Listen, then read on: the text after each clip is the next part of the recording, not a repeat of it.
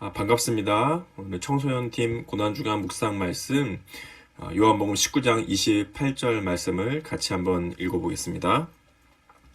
그 후에 예수께서 모든 일이 이미 이루어진 줄 아시고 성경을 응하게 하려 하사 이르시되 내가 목마르다 하시니 아멘. 예수님은 목마르셨습니다.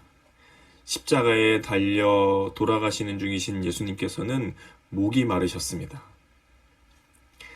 사람의 몸의 70%는 수분, 물이라고 하죠. 가끔 운동선수들이 개체량을 통과하는 이야기들을 듣게 됩니다. 정해진 몸무게를 통과하기 위해서 극심하게 살을 빼게 되는 경우들이 있는데 정말 개체량 시간이 가까이 다가오면 몸에 있는 수분을 다 뺀다고 하죠. 계속해서 땀을 빼고 심지어는 침도 뱉어내면서 몸에 있는 수분을 다 뺀다고 합니다. 그러면 몸무게가 줄어들지만 개체량을 재는 그 시간에는 정말 반정신이 나가는 사람처럼 거의 의식도 없을 정도로, 그리고 그 시간이 지나서 물을 마시고 음식물을 섭취하면 그때부터 회복이 된다고 하죠. 사람의 몸에서 수분이 빠져나가게 되면 극심한 두통과 고통 그리고 갈증을 경험하게 됩니다. 예수님께서 목마르다고 하신 이유는 지금 극심한 고통을 경험하고 계시는 중이셨던 거죠. 오늘 성경에서는 이렇게 또 말씀하십니다. 예수께서 모든 일이 이루어진 줄 아시고 성경을 응하게 하려 하사, 예수님께서는 십자가에 달려 돌아가시는 중에서도 계속해서 성경 말씀을 이루어 가고 계십니다. 구약에서 메시아이신 예수님을 향해서 예언된 그 말씀들이 지금 십자가 위에서 이루어져 가심을 알고 계셨고, 또 계속해서 그것을 응하게 하시려 이루어지게 하시려는 모습을 볼 수 있습니다. 그래서 시편 69편 21절의 말씀을 따라 예수님께서는 목이 마르다라고 말씀하고 계시는 거죠. 이 목이 마르다는 것은 극심한 고통을 겪고 있다라는 뜻과도 같았습니다. 극심한 고통을 겪고 있는 죄인들에게 사람들은 쓸개와 몰약과 포도주를 섞어서 마시도록 해줍니다.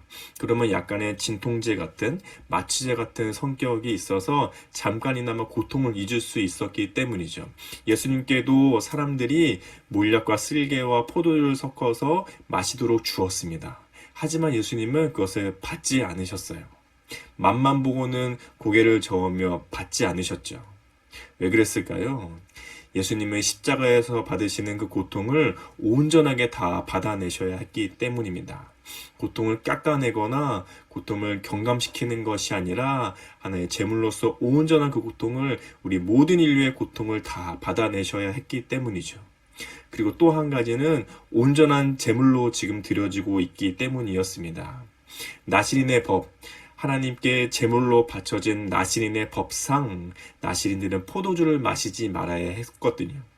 예수님도 하나님께 바쳐진 제물로서 나시린의 법을 따라 포도주를 마시지 않음으로써 온전한 제물이 되셔서 지금 하나님께 바쳐지는 중이셨던 거죠.